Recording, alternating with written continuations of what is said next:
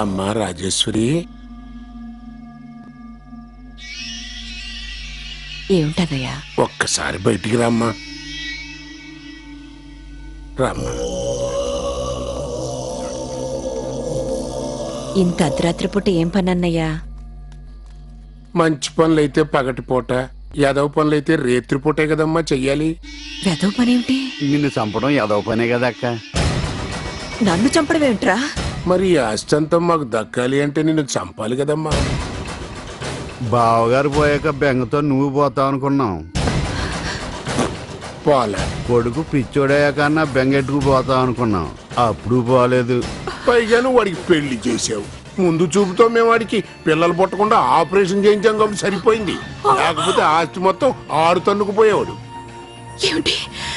నా కొడుకు ఆపరేషన్ చేయించింది మీరా? లేకపోతే గవర్నమెంట్ వాళ్ళు అనుకున్నా.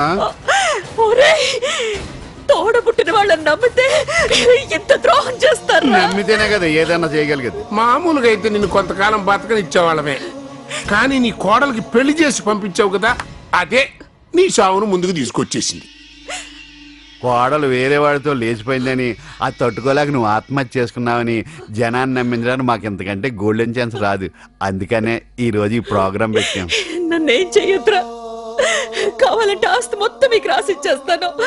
నేను లేకపోతే అచ్చిబాబు అనాథైపోతాడు. అన్నయ్య, నన్ను వదిలేయండి. కష్టం అమ్మా, నువ్వు బతుకుండే ఆస్తి మొత్తం మాకు రాసిచ్చావు అనుకో, జనానికి లేనిపోయిన డౌట్లు వస్తాయి. ఆ పిచ్చోడి గురించి మర్చిపో.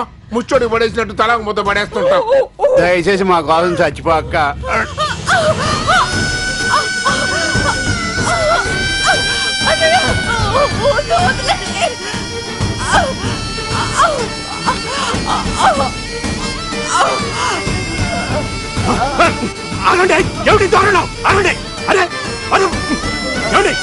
వదలండి, తోడుపుట్టిందని చంపేస్తారా? వదలండి.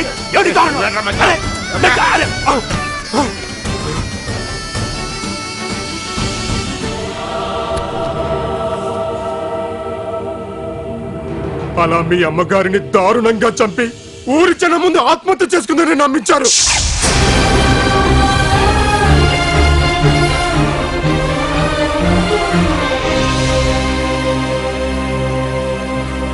ఇప్పుడు చెప్పండి, ఆస్తి కోసం తోడబుట్టిందని చంపేసిన వాళ్ళ మాటలు నమ్మి ఏ తప్పు చేయని వీళ్ళని అవమానిస్తారా? నిజ నిజాలు తెలియక మిమ్మల్ని తిట్టి కొట్టాం, మమ్మల్ని క్షమించండి. ఆ వెధవలు చెప్పిన మాటలు నమ్మి మిమ్మల్ని అపార్థం చేసుకున్నాం. ఏమీ అనుకోకమ్మా. ఆ వెధవల్ని చెట్టు కట్టేయండి, రాళ్లతో కొట్టి చంపుదాం. ఏరి వీళ్ళు? అచ్చిబాబేడి?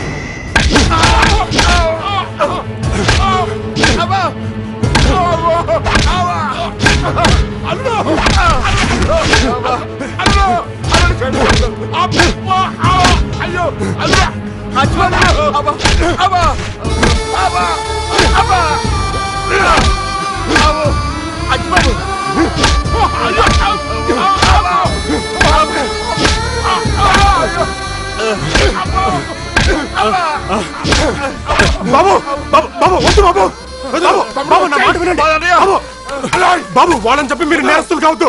పోలీసులు చెప్తే వాళ్ళే చూసుకుంటారు. వదలు. మా అమ్మ చెప్పిన నేనే చెప్పాలి. వదలు. నా మాట విని బాబు, వదలమంటుంటే. బాబు ఆగు.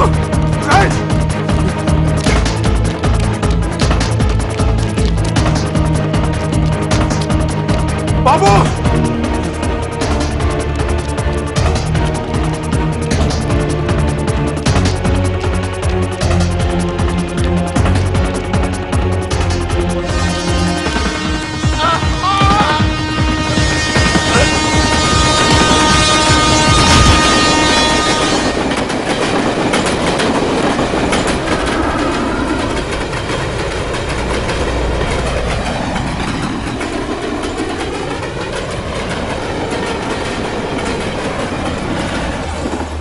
పాపానికి ఫలితం నేరానికి శిక్ష.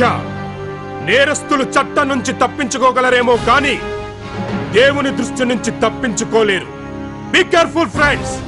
తెలిసి ఏ తప్పు చేయకండి. Please do take care of yourself. ఏమండి అడుగు. హచ్చిబాబు, హచ్చిబాబు, అచ్చిబాబు ఎక్కడికి వెళ్ళావు? వాళ్ళు నిన్నేం చేయలేదు కదా. వాళ్ళని ఎత్తుకెళ్ళిపోయి ఏమైనా చేస్తారేమో అని ఎంత కంగారు పడ్డామో తెలుసా? ఏరాళ్ళు పోతే పోయర్లే, నీకేం కాలేదు అదే చాలు. ఇంటికి వెళ్దాం పదా. పాప ఏడవలేదు కదా. లేదమ్మా, పడుకుంది. సర్లే నువ్వు వెళ్ళు, లేట్ అయింది. ఏమండి తను కాస్త ఇంటి దగ్గర దించేసి రండి. అలాగే, నువ్వు తనకి స్నానం చేయించి భోజనం పెట్టు. ఎప్పుడు తిన్నాడో ఏమిటో.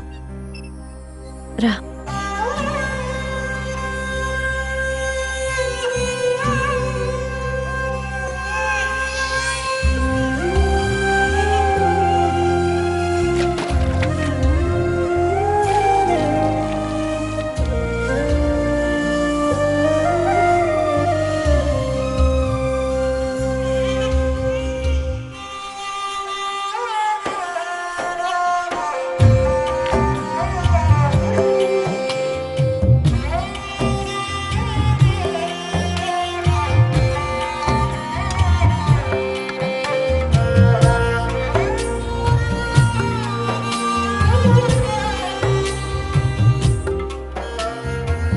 మీరు చాలా గొప్పరమ్మా. నలుగురిలోనే తన వల్ల అలరపాలైనా మన్నించి అమ్మలా సేవ చేస్తున్నారు. జరిగిన దానిలో తన తప్పే ఉంది. తన అమాయకత్వాన్ని వాళ్ళ మావయ్యలు అనుకూలంగా వాడుకోవాలనుకున్నారు. ఒక విధంగా తను చేసిన పని వల్ల మంచే జరిగింది. నిజ నిజాలేమిటో అందరికీ తెలిసాయి.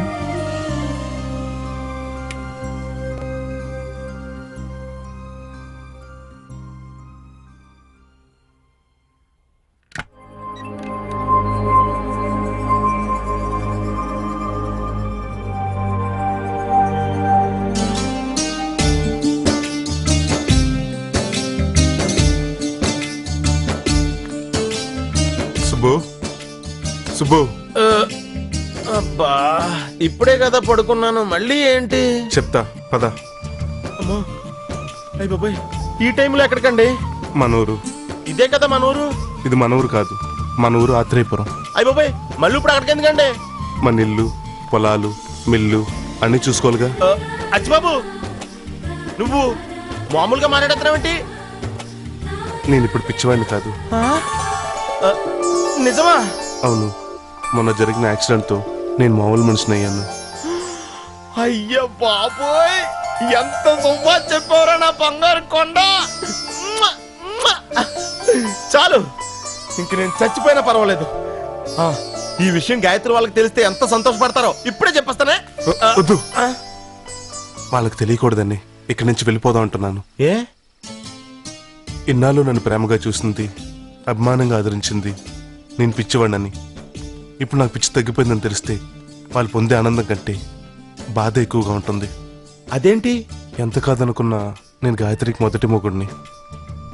ఇన్నాళ్ళు పిచ్చివాడిని కాబట్టి, భర్త అనే మాటకు అర్థం కూడా తెలియదు కాబట్టి నన్ను పసివాళ్ళ ప్రేమగా చూసుకుంది.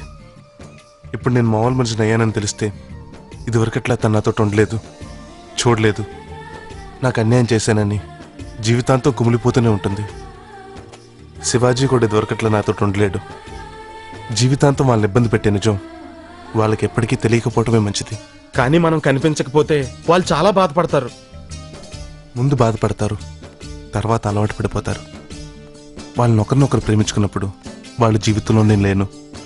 అమ్మ వాళ్ళకి పెళ్లి చేశాక ఆనందంగా జీవితం గడుపుతున్నప్పుడు కూడా నేను లేను. మధ్యలో వచ్చాను, మధ్యలో వెళ్ళిపోవటమే మంచిది.